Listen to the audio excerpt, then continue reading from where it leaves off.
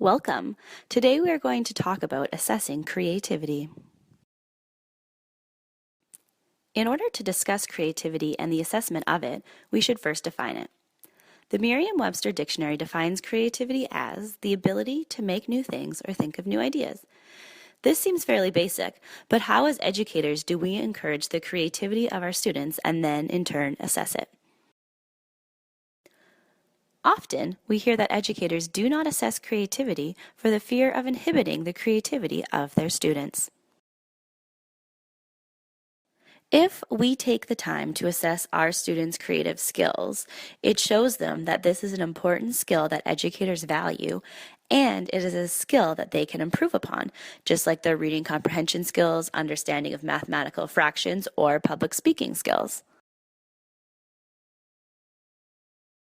According to Susan Brookhart, a senior researcher at the Center for Advancing the Study of Teaching and Learning at Duquesne University, creative students have a variety of qualities. They recognize the importance of a deep knowledge base and continually work to learn new things. They are open to new ideas and actively seek them out. They find source material in a wide variety of media, people, and events, and they use trial and error when they are unsure how to proceed, viewing failure as an opportunity to learn. These are all wonderful qualities that we can hope to foster in our students through promoting creativity.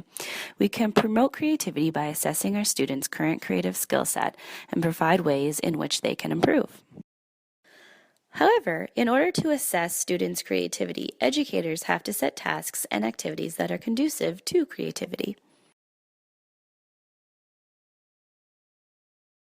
For example, brainstorming is something that can be creative in any subject. In science, students can brainstorm lists of possible hypotheses for their science experiments, or in language arts, you can have your students use brainstorming graphic organizers to generate writing ideas. Assignments that require students to put two things together are also likely to promote creativity. For example, in music, instead of having students learn one basic song, you could have them try and take two or maybe even three songs and combine those together and see what they come up with. Assignments that require students to produce new ideas or reorganize existing ideas in a new way are likely to foster student creativity. In language arts, for example, asking students to write a fictional story with a problem and a solution would require more creativity than reading an existing story and identifying the problem and the solution. As many educators are a little bit apprehensive about assessing creativity, there are some great rubrics that you're able to use that may help you. They may also be a really great thing to share with your students so that they can self-assess their work and see how they could develop their creativity into the future. In this art assignment, students were asked to create their own Donald Duck, not to draw the existing Donald Duck. So the teacher has decided to evaluate the students on their decisions that they made, the predictability of said decisions, and the connections that they were able to make. Notice that in this art assignment, the students' art abilities are not even being assessed. It's just based on creativity. This rubric was designed for students in kindergarten to grade 2 to self-assess their creative skills. It would be a good idea to go through this as a class, explain each point, and then give students some time to think about what they've done and then assess it. In this rubric, teachers are able to self-evaluate their classroom practices in regards to creativity. They are able to look at the assignments that they are offering their students as well as where their students sit in the rubric. This will allow teachers the opportunity to see if they need to work on developing their students' creative skills further. While we have seen a number of rubrics, and rubrics often lead to assigning a mark or a grade, assigning a grade to creativity is not recommended.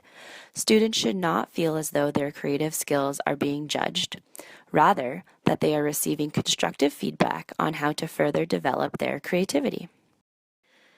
Now that you know a little bit more about creativity and how you can in fact assess it, I challenge you to go into your classroom and assess the projects that you are assigning to your students. Do they help to foster the creativity in them? From there, you can assess your students, and together you can all work together on developing your creative skill set. Go and have fun!